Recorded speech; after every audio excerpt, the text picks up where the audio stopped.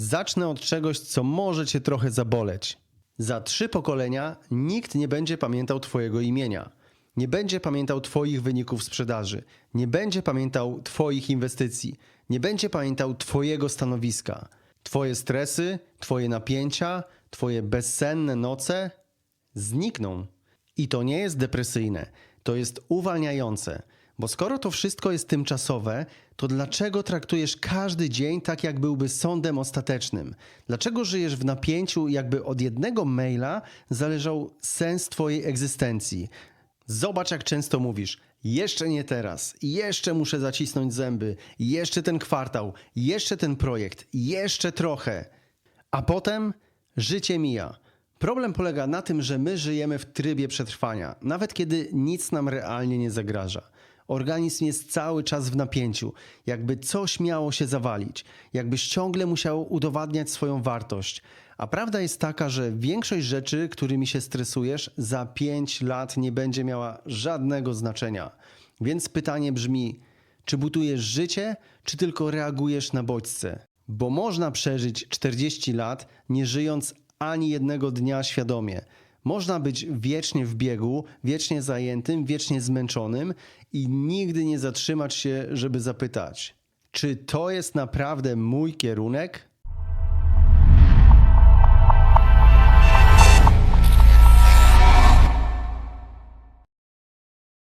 Każdego roku scenariusz wygląda tak samo. Nowy rok, nowa energia, nowe postanowienia. Od stycznia zaczynam, w tym roku będzie inaczej, ale teraz to już serio. A potem 23% ludzi odpada w pierwszym tygodniu. Po miesiącu połowa rezygnuje, a po roku zostaje mniej niż 10%. I to nie jest kwestia braku ambicji, to jest kwestia błędnego podejścia.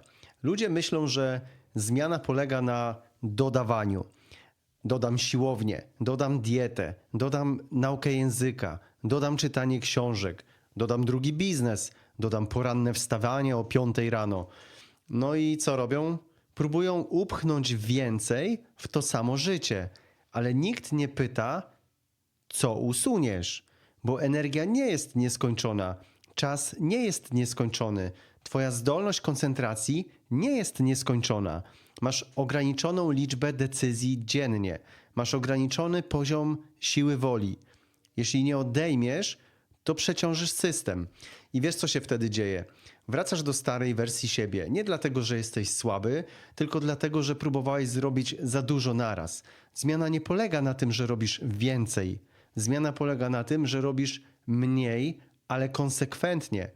Jedna rzecz, jedna dźwignia, jedna decyzja, która zmienia trajektorię. Nie wszystko, jedno.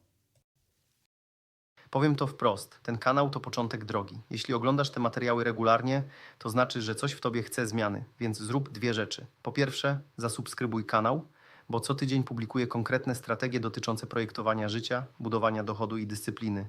Po drugie, jeśli chcesz wejść poziom wyżej, sprawdź w opisie program Od zera do rentiera. To nie jest kurs motywacyjny. To jest roczny proces z systemem, strukturą i wsparciem.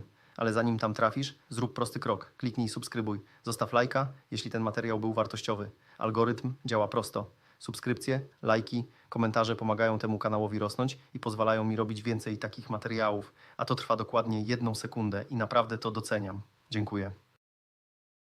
Teraz chcę, żebyś zrobił coś bardzo prostego. Wyobraź sobie koniec roku. Siedzisz spokojnie, patrzysz wstecz i mówisz: to był naprawdę dobry rok.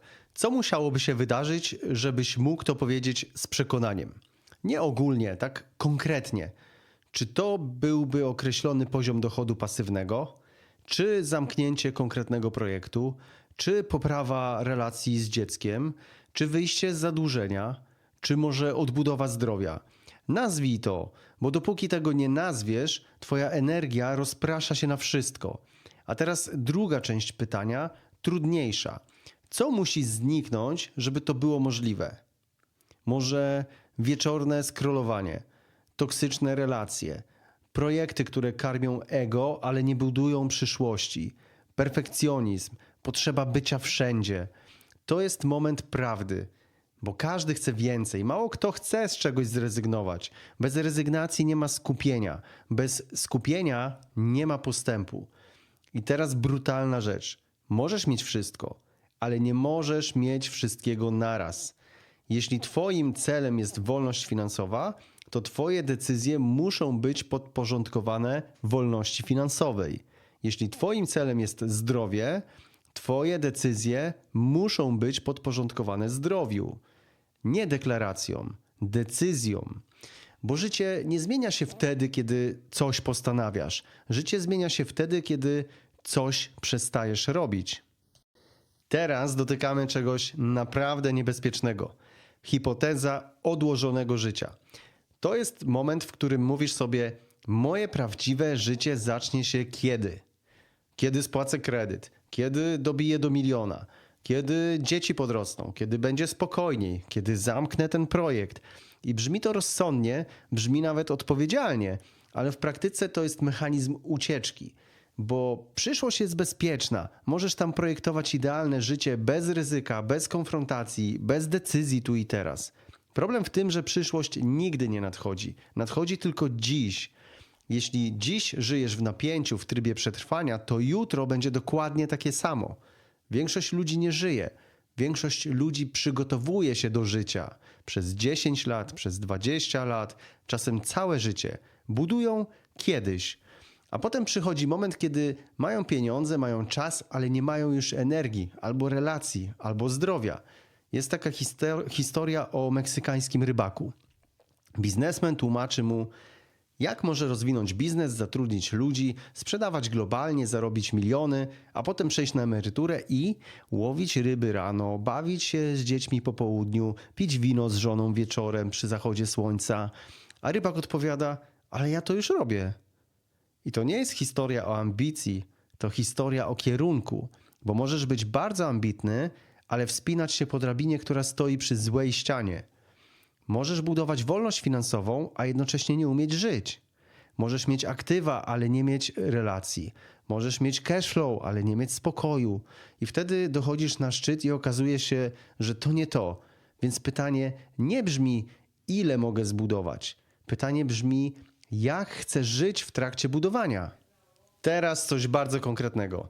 Jedna rzecz. Nie zaczynaj dnia od telefonu.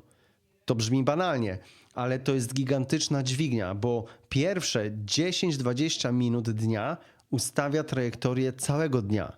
Nawet 10 minut tylko. Jeśli pierwsze co robisz, to sięgasz po telefon, to oddajesz kontrolę światu. Algorytmowi, mailom, problemom innych ludzi, nagłówkom, powiadomieniom. Twój mózg dostaje strzał dopaminy. To jest mikronagroda, ale też mikrostres, mikroporównania i zanim jeszcze wstaniesz z łóżka, już jesteś reaktywny. Nie tworzysz, reagujesz. Nie planujesz, gasisz pożary. To jest tak, jak pozwolić obcym ludziom wejść do twojej sypialni i powiedzieć ci, czym masz się dzisiaj martwić. A teraz wyobraź sobie alternatywę. Telefon poza sypialnią i budzik analogowy. Wstajesz, cisza.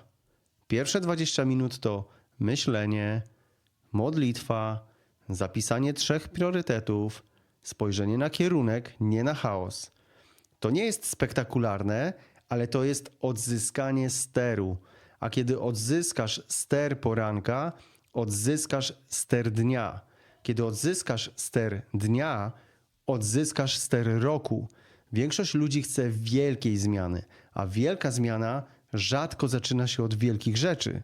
Zaczyna się od jednego mikronawyku, który codziennie wzmacnia twoją sprawczość. I to ma najwyższe ROI. Teraz coś, co uważam za bardzo niedoceniane.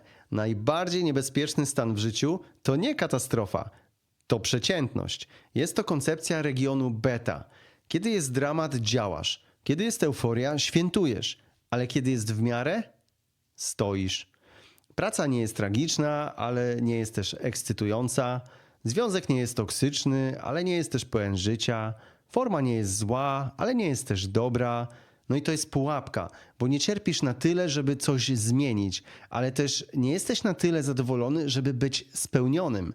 Więc trwasz. Rok, 2, 10. Region beta jest niebezpieczny, bo usypia czujność. Nie ma alarmu, nie ma kryzysu, nie ma momentu dość, jest tylko przeciętność. I to jest miejsce, gdzie umierają marzenia. Nie w tragedii, w wygodzie. Jeśli coś w twoim życiu jest tylko ok, zadaj sobie pytanie, czy to jest cena, którą chcę płacić przez następne 10 lat, bo czas płynie niezależnie od twojej decyzji, a brak decyzji to też decyzja. Wiesz, co zauważyłem przez ostatnie lata pracy z przedsiębiorcami i inwestorami? Większość ludzi nie przegrywa dlatego, że nie mają pieniędzy. Przegrywają, bo nie mają struktury. Angażują czas i zasoby chaotycznie i przypadkowo. Słuchają sprzecznych opinii, działają emocjonalnie, a potem mówią, to nie działa. Problem nie jest w rynku. Problem jest w braku systemu. Dlatego stworzyłem roczny mentoring od zera do rentiera.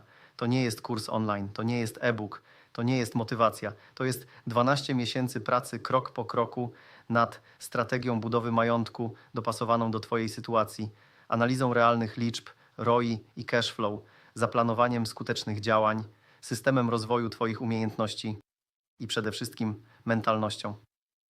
Przez ostatnie lata pracowałem przy setkach projektów. Widziałem, co działa i widziałem, co niszczy ludzi. W mentoringu nie uczymy teorii. Budujemy twoją zamożność, majątek i wolność finansową. Jeśli jesteś na etapie, chcę zacząć, ale nie wiem jak, albo mam pomysły i stoję w miejscu, albo zarabiam dobrze, ale nie mam wolności, to ten program został zaprojektowany właśnie dla ciebie. To jest proces. Spotkania, materiały, konkretne zadania, analiza twoich decyzji. Nie obiecuję szybkich milionów. Obiecuję strukturę, która daje przewagę w długoterminowym działaniu.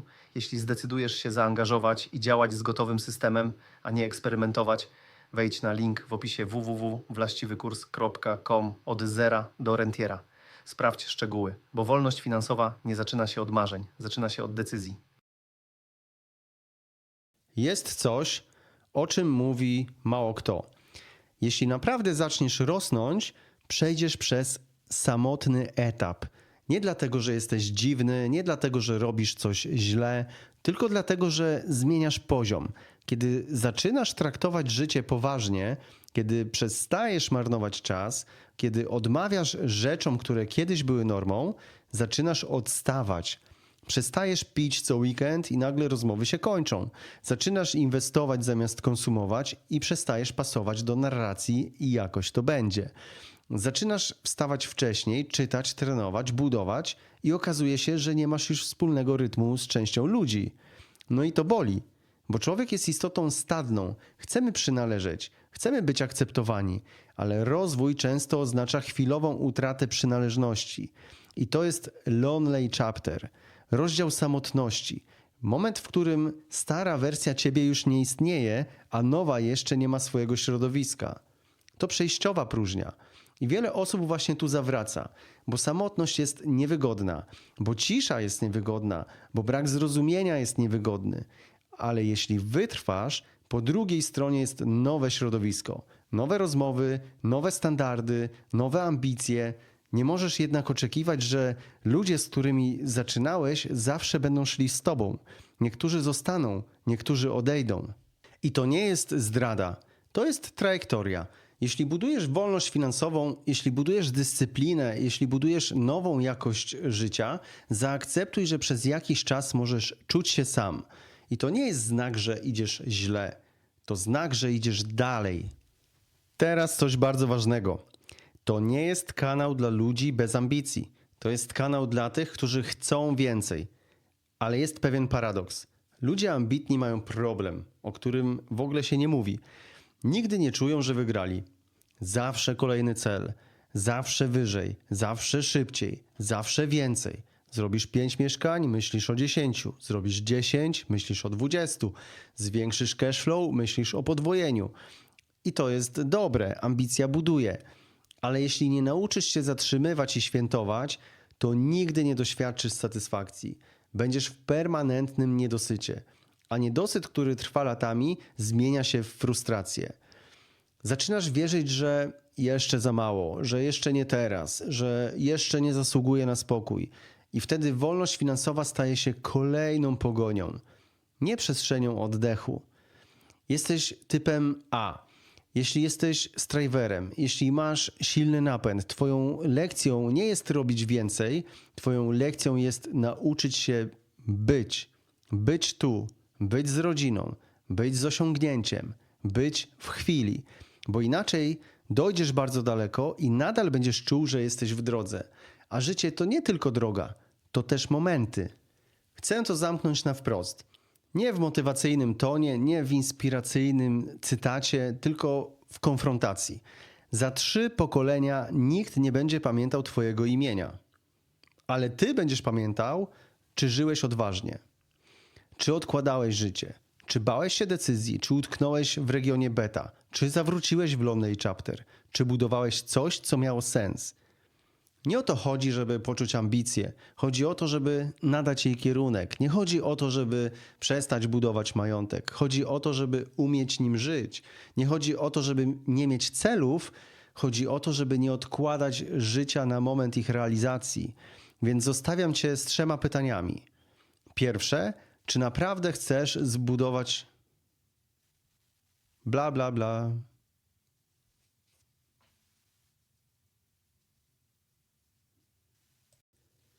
Pierwsze, co naprawdę chcesz zbudować w tym roku?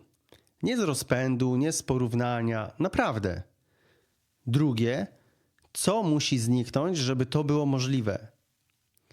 I trzecie, czy jesteś gotowy zapłacić cenę przejściowej samotności, dyscypliny, koncentracji? Bo każda transformacja ma koszt, ale brak transformacji też ma koszt i on jest często większy. Jeśli ten odcinek był dla ciebie ważny, to nie dlatego, że powiedziałem coś nowego, tylko dlatego, że powiedziałem coś, co już wiedziałeś. Teraz decyzja należy do ciebie.